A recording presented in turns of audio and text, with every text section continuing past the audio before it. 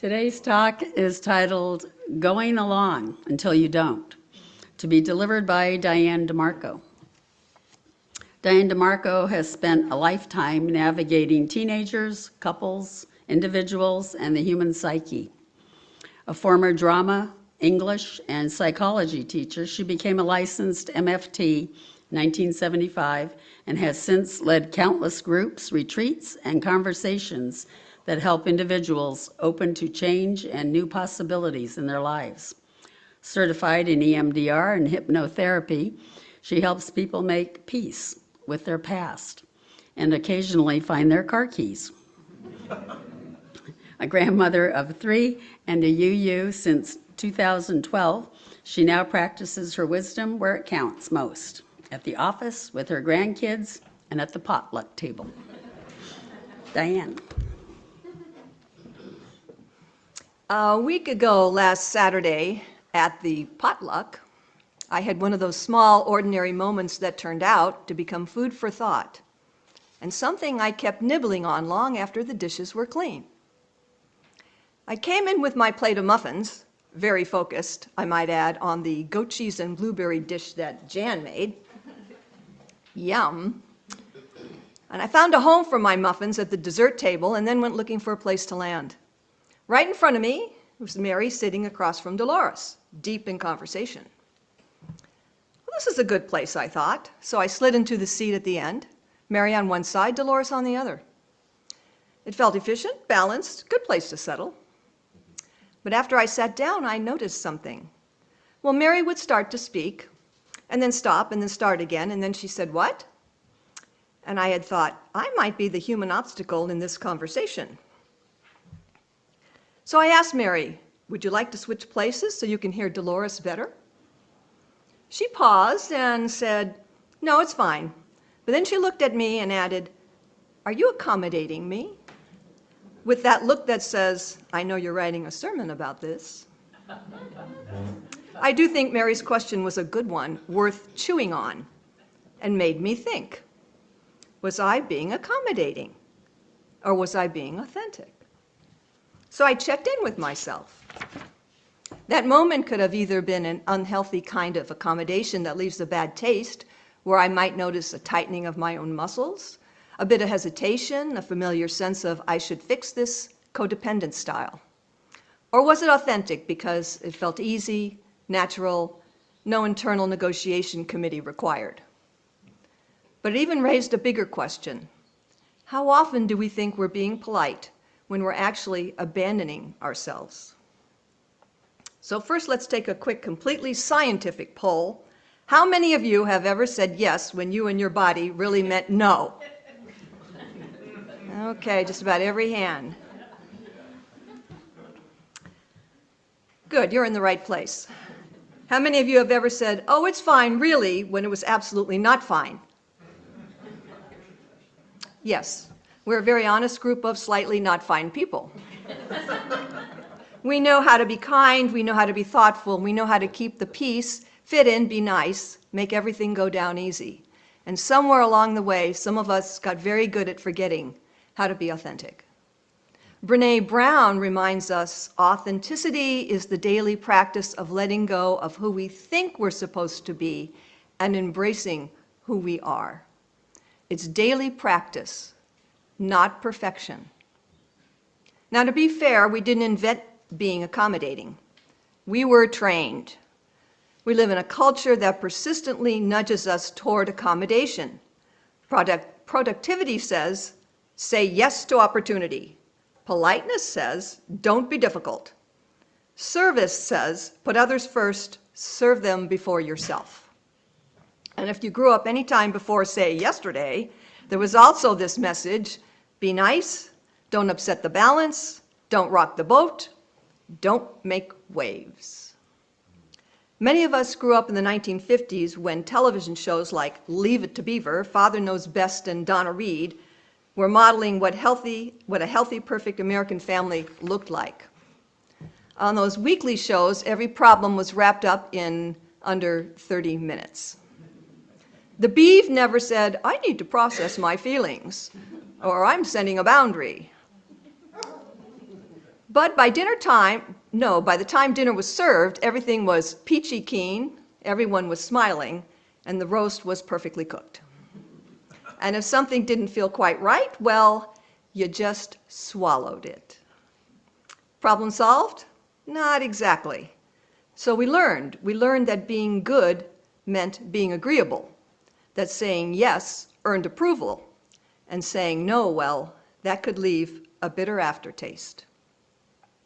In my own family, when someone spoke up or did something that wasn't agreeable, my dad was someone to put you on ice. We called that Cold War.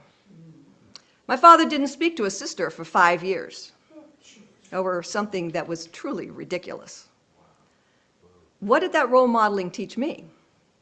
Love is removed if I don't accommodate my father's preferences as to what I should and shouldn't do. I learned, do not upset your father or anyone like him, because upsetting people might cost your place at the table. So I adapted. Thoughtful, attuned, other-oriented, very accommodating for the first 50 years of my life or so. It took me a long time, but I remember one of the first times I spoke up to my mother. The circumstances were this, and I was around 50. My 18-year-old son was using drugs and driving under the influence. I discovered she was giving him money. I called her to ask her to stop. I figured if she heard my reasoning, she would have to agree. I was afraid that my son would kill himself or someone else because he was in his party stage. You know what her answer was? I am his grandmother. Don't tell me what I can or cannot do with my grandchild. After I hung up, I cried. But here's the thing. With that kind of response, it woke me up to why I hadn't spoken up to her before. It woke me up to realizing that I often was more in touch with what she wanted than what I wanted, so I remained silent. It woke me up to realizing I had been accommodating my mother by leaving my voice out. This one time I hadn't choked it down, but spoke my truth. It was a good start, but being authentic takes practice. For anything to change, it meant I would need to learn to speak up more often and how to stay connected with myself when I do, and not the other way around. I was not responsible for other people's feelings, including my mother's. But here's the twist. For thousands of years, accommodation wasn't just helpful, it was survival, and a brilliant survival strategy. If you were living in a small tribe and someone said, hey, could you move over? You didn't say, no, I need my space. You moved. By appeasing, you were less likely to be harmed. We learned the fawn response, along with fight, flight, and freeze, meaning to stay safe by staying agreeable. Accommodation then helped us get love and inclusion, so we didn't get left behind. Because the alternative was, well, you know, being eaten or exiled or both. Early humans who could read the room, who sensed when to yield, soften, or go along, were simply more likely to stay alive. And it worked, because we're here. We benefited from cooperating and being compliant. Being rejected by the group often meant death. The result was that our nervous system evolved to prioritize belonging over authenticity, harmony over conflict, accommodation over risk. But then there came an important turning point. We now know that what once kept us alive can now keep us repressed, fatigued, and even ill. Today, accommodation can quietly keep us from fully feeling alive. The body keeps track. It whispers at first, tightening in the chest, clenching in the jaw, a subtle, not quite right. But if we keep ignoring it, it doesn't digest well. Sometimes it doesn't go down at all. As the Dalai Lama teaches, when we suppress emotions, we don't eliminate them, we bury them alive. And buried things don't stay buried. They have a way of showing up in the body. When we consistently accommodate at the expense of ourselves, when we swallow anger, when we dismiss our truth and push down grief, the body begins to carry what the voice could not express.